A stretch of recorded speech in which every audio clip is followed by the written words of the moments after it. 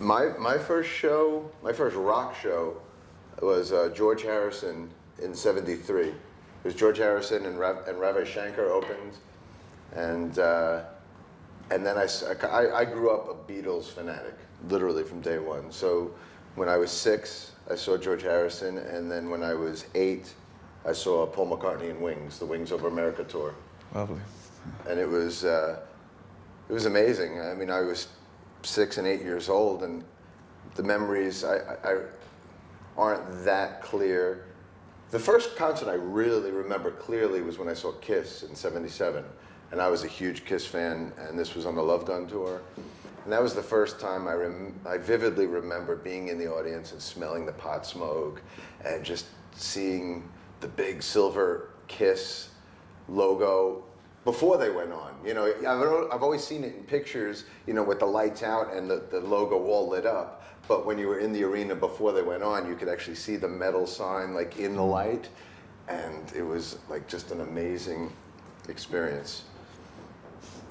What I try to deliver with Dream Theater to the fans is, I mean, I am still the ultimate fanboy. I'm still that 10-year-old kid going to see Kiss.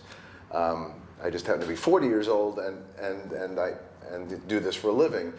So I try to always deliver to our fans what I always wished my favorite bands would do when I was a kid. And you know, some of those things are like the official bootlegs that I put out, and all of the fan club CDs that I help contribute to, and I write a different set list for every single show because I know the fans that come, you know, to multiple shows, or they come to every single tour. I want to make sure every tour is a different set list. So all that kind of stuff, I'm not doing out of my own personal enjoyment. I'm doing it for the fans. It's all for them.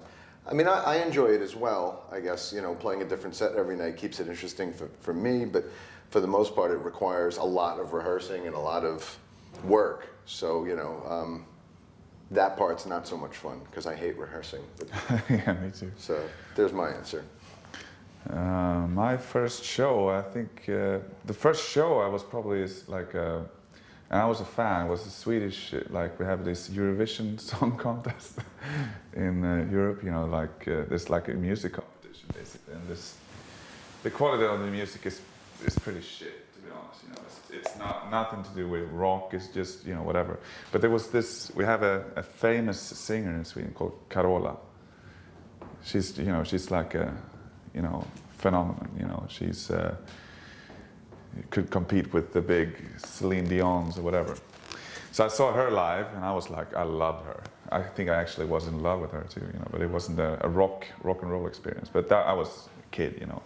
And then with you know, I got into metal and that kind of stuff, and I wasn't allowed to go to shows until I was like somewhat of a teenager. So one of the first shows, I think it might have been the first, or you know, was the Judas Priest Ram It Down tour, which wasn't exactly my favorite record, but I thought it was cool. I think they did Johnny B. Good on with like a pretty actually bad version. But no, that was a good show. And then since then I just, you know, went to every show that came through Stockholm, and especially once I get into death metal and that kind of stuff, there were shows several times a week, like youth clubs or whatever. So it's all like Entombed, and even, you know, now like before they were called Entombed, they were called Nihilist, and went to see those bands, and Tiamat, and saw Carcass and Napalm Death, and you know, pretty early on. So I went to all of those shows, and I still love going to shows. But I was pretty late actually going, and Ram It Down. I don't know. I saw Priest open for Kiss in '79. Kiss was on Dynasty, and Priest was, I think, Unleashed in the East, you know, right around that time. I would have killed to see that. That's the Priest I love, the 70s Priest. Yeah, is me probably too, for sure. You know, people talking about Painkiller or whatever, you know, which is a good record, but you know, Savage Destiny, Stained Class, Rock and Roll. Hellbent for Leather. Yeah, it's not. It's called Killing Machine in Europe. Oh, really? Yeah, because I think, you know, it was the U.S. didn't like the Killing Machine title and changed it. I did not know that. Yeah, that's true.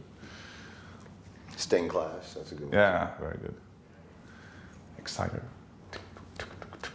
And then the Sin After Sin album I love because Simon Phillips on drums. Yeah. How old was he? Like 17 when he did that? Yeah, he had to have been. And It's he also very did tasteful drumming on that one. Great, and right around that time he did the first Michael Schenker group album too. That's right, and also David Coverdale's soul, first soul, the one that's called White Snake, with Blind Man and that kind of stuff on.